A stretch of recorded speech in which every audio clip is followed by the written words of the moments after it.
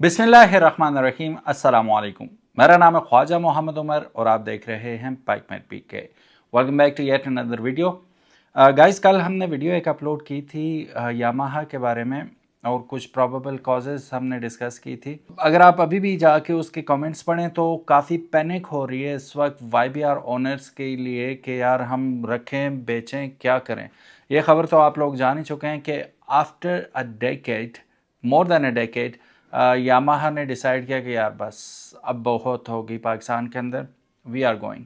इससे पहले टेलीनॉर चली गई, फिर उसके बाद एक और मेजर इंटरनेशनल कंपनी चली गई पाकिस्तान से, अब यामाहा भी जा रहा है। तो हो क्या रहा है जानते हैं आज की वीडियो में, और ये भी जानेंगे कि क्या अगर आप YBR, YBR-G, YBR-Z या YBR-Z DX के ओनर हैं तो क्या अभी आपको बेचनी चाहिए बाइक या सब्र करना चाहिए, जानते हैं आज की वीडियो में।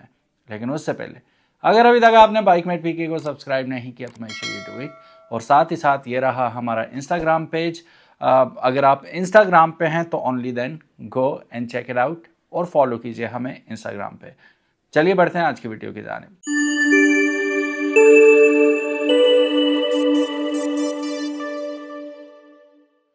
सो गाइस, जैसा कि आप जानते हैं कि अनाउंस तो हो चुका है ऑलरेडी ऑफिशियली यामाहा की जानिब से कि दे आर क्विटिंग पाकिस्तान, और साथ ही साथ एक और बात यह है कि 2030 तक ये अपने आफ्टर सेल सर्विसेज जिसमें आपके पार्ट्स की अवेलेबिलिटी एंड एवरीथिंग वो जारी रखेंगे। और प्रोडक्शन मोटरसाइकिल्स की तो ख़त्म हो चुकी है, लेकिन पार्ट्स की ये मेक श्योर करेंगे कि 2030 तक आपको तसलसल जारी रहे प्रोवाइड करने का। अच्छा, यहाँ पे ये थोड़ी फ़नी सी बात लगती है, उसकी वजह यह है कि जिस वक्त यामाहा थी भी यहाँ पे तो तब भी इनके पार्ट्स सोर्स करना बहुत ज़्यादा मुश्किल था। अच्छा, इसमें एक और बड़ा रीज़न इनका ये था फ्लॉप होने का कि यार महंगे ही बहुत ज़्यादा हैं। अब कुछ लोगों ने कमेंट्स में कल के कहा था कि जी अच्छी चीज़ है तो महंगी तो होगी। भाई अच्छी चीज़ है महंगी तो होगी। आप सीसीज भी देखो, आप बेच क्या रहे हो, आपका कॉम्पिटिटर क्या चीज़ बेच रहा है और कितने में बेच रहा है। आप ज़ाहिर है अब आप कंपटीशन के लिए आपने एक सर्टेन नीश को टारगेट किया है, तो वो नीश है यूथ की। अब यूथ अब अनस हो गया, जैसे 20-22 साल का है, तो इसके पास कोई स्पेयर 5-6 लाख रुपए पड़ा हुआ नहीं है कि ये जाके नया मोटरसाइकिल भी ख़रीदेगा और फिर उसके पास इतने फिर भी पैसे हों कि आगे सर्वाइव भी कर सके। ज़ाहिर वालिदैन से ही कहना है इन्होंने कि यार हमें लेके दें, क्योंकि मर्द जब बड़ा होता है ना, मर्द की वैल्यू बनना शुरू होती है 30 साल के बाद, औरत की होती है 18 साल के बाद। वो बॉर्न विद वैल्यूज़ होती है, मर्द को वैल्यू बनानी पड़ती है। तो मर्द की एज शुरू होती है जब पैसा कमा लेता है, 30 के बाद जब वो आगे बढ़ता है, पैसे जमा होने शुरू होते हैं, वहाँ से मर्द की वर्थ शुरू होती है। 30 से नीचे अगर आप तो अभी खुद स्ट्रगल कर रहे हैं, अभी तालीम ख़त्म होगी, जॉब ढूंढेंगे, ये वो काफ़ी सारे मर्दों की ज़िंदगी एक जहद मुसलसल है, वो बेचारे लगे ही रहते हैं। वैसे तो मेल डोमिनेट, अब मैं कहाँ पहुँच गया हूँ, लेकिन ये मैं बात ख़त्म करके वापस आता हूँ। मेल डोमिनेट हमें शो किया जाता है कि ये माशरा है, लेकिन जितनी मर्दों की घिसी जाती है, जितनी मर्दों की अजाब होती है ज़िंदगी अपनी जगह अपना मकाम बनाने के लिए, ये वॉलेट है ना, वो क्या कहते हैं कि जिसका जितना मोटा वॉलेट होगा वो उतना खूबसूरत होगा। मर्दों की बात करूं, मर्दों में खूबसूरती चेहरे की, हाइट की, बालों की नहीं होती, पैसों की होती है। अगर आपके पास पैसा है आप खूबसूरत हो, आपको रिश्ते भी अच्छे मिलेंगे और आप रिश्ता लेके जाओगे तो सहारा भी अच्छा आएगा। अगर नहीं है तो फिर सॉरी बात है। तो अब ये जो यंग जनरेशन है इनके पास पैसे नहीं होते, आपने उन्हीं को टारगेट किया। उन्होंने वालदैन से करना, वालदैन को नहीं समझ आती भाई YBR क्या चीज़ है, तो वो इस वजह से भी महंगी चीज़ को वो अवॉइड ही करेंगे। फिर क्या होगा जी, अल्टीमेटली आप जाएंगे होंडा CG 125 की तरफ, आप जाएंगे किसी लोकल 125 की तरफ। तो ये सीन है, महंगा होने की वजह से फिर उसके पार्ट्स बहुत ज़्यादा महंगे, ठीक है। और सबसे बड़ा इशू जितनी भी अभी मैंने वीडियोस देखी ऑनलाइन, कोई जिक्र नहीं कर रहा था उसका, वो ये है कि आप जिस भी मैकेनिक के पास लेके जाओ वो हैंड्स अप कर देता है कि नहीं, I am not ready to put my hands on your motorcycle, नहीं है, हमें माफ़ करो, आगे उसके पास चले जाओ, अगले पास जाओ, वो अगले का पता बता दे। हमारे शहर में एटलीस्ट मास्टर उसका जिसे कह सकें कि यार ये एक्सपर्ट है और ही विल डू वंडर्स, और बाएं हाथ, ऐसा कोई मैकेनिक नहीं है जिसके बाएं हाथ का खेल हो। आपके शहर में होगा, डेफिनेटली होगा, लेकिन 1-2 ही होंगे। आप 5-6 गिनवा दें जिसके पास आप लेके जा सकें, मुश्किल होगा। यही सीन सुजुकी का भी है, यही सीन YBR का भी है। हर जगह मैकेनिक भी अवेलेबल नहीं होते। तो इन्हें करना क्या चाहिए था, अगर आप स्ट्रेटजी लेके आए हुए कंट्री में आ रहे हो तो मैकेनिक्स का जाल बिछाओ, आप अपनी फ्रेंचाइजेस में आप ये सहूलत दो, आपको वो चीज़ नज़र ही नहीं आई, ठीक है। और फिर होंडा जैसा जितना मर्जी गालियाँ दो, होंडा को जो मर्जी करो, जितना स्ट्रांग होल्ड इनका है और इतनी ज़बरदस्त किस्म की इनकी आफ्टर सेल सर्विसेज है, तभी तो लोग भागते हैं, रीसेल वैल्यू तब बनती है। ये सीन था। और फिर हमारे इलाके में स्पेशली, आपके इलाके का मुझे नहीं पता, वैसे बताइएगा किस इलाके से और आपको ये मसला होता है कि नहीं, कि YBR 125 बहुत ज़्यादा अंडर पावर था, अभी भी है हमारे इलाके में। 2 बंदे बैठ के चढ़ाई चढ़ें आपको लग पता जाता है, स्पेशली अगर आपने पहले GS वगैरह चला लिया तो फिर तो YBR आपको बिल्कुल ही अंडर पावर लगेगा। नो डाउट खूबसूरत मशीन है, मैंने खुद रखी हुई है, नो डाउट। उस ऐसी ब्रेक किसी मोटरसाइकिल की नहीं है। फ्रंट ब्रेक में बात कर रहा हूँ, डिस्क ब्रेक फिनोमिनल है। उसके टायर्स बहुत अच्छे वो यूज़ करते हैं, ठीक है। वो सारी बातें अपनी जगह, लेकिन 2 चीज़ें, आफ्टर सेल सर्विसेज में पार्ट्स की अवेलेबिलिटी और सस्ता होना, उसके बाद मैकेनिक्स हर जगह अवेलेबल होना, एक और बात, ठीक है। फिर रीसेल वैल्यू होना, एक और बात, क्योंकि उतने में आपको होंडा CG 125 क्लासिक उससे आधी कीमत में मिल जाता है ब्रांड न्यू, ठीक है। शौक मारने पड़ते हैं फिर बंदे को। तो जिसको बहुत ज़्यादा शौक है, आप देख लें 0.41% सेल्स थी जुलाई में इनकी। एक बड़ी कंपनी कैसे सर्वाइव कर सकती है इस सेल के साथ? तो दैट्स व्हाई दे थॉट के वी नीड टू गो।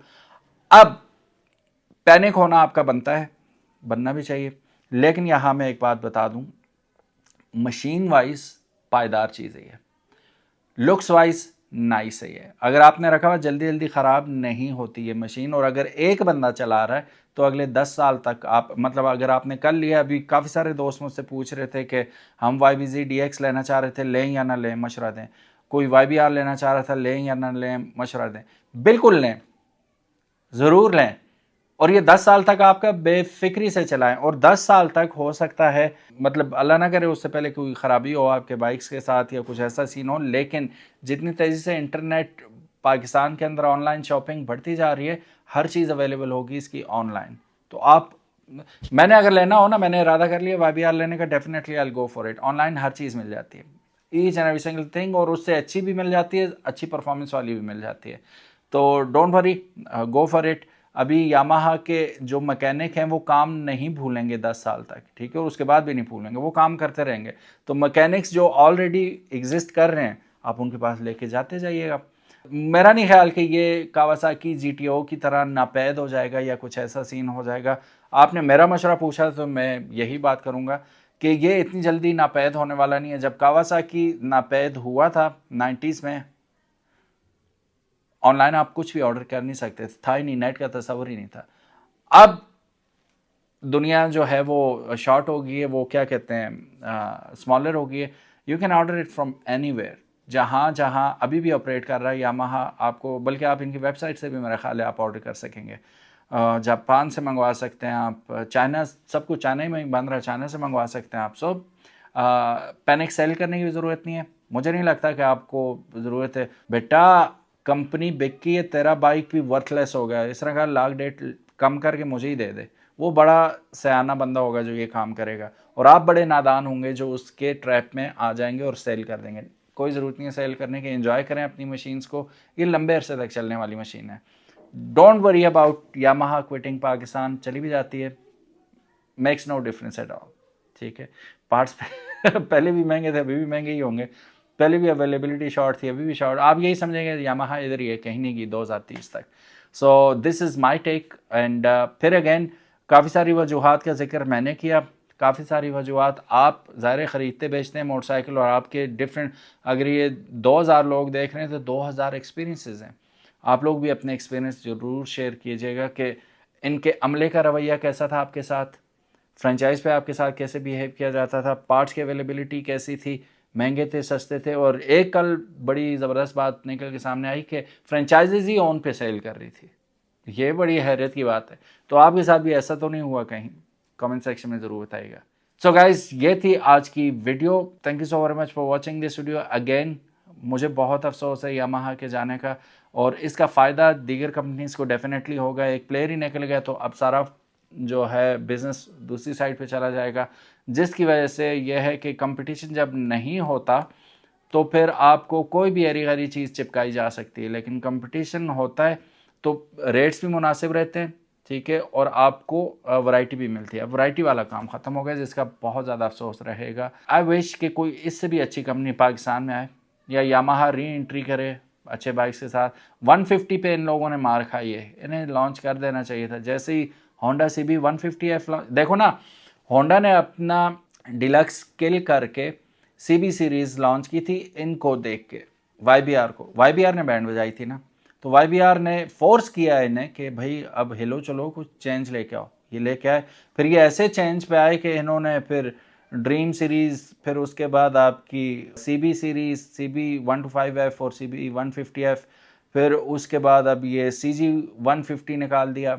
ठीक है, तो ये तो आगे बढ़ते ही चले गए, यामाहा वहीं का वहीं स्टक हो गया। तो खड़ा पानी बदबूदार होता है, ठीक है, उसमें से बदबू आ जाती है। और जब आप अपने आप को अकेले, इसमें बड़ा सबक भी है हमारे पास कि अकेले कुल भी नहीं समझना और मिस्टर नो इट ऑल भी नहीं समझना खुद को, वरना मारे जाएंगे। कंपटीशन खा जाएगा आपको, और कंपटीशन ने खा लिया यामाहा को, अफसोस है।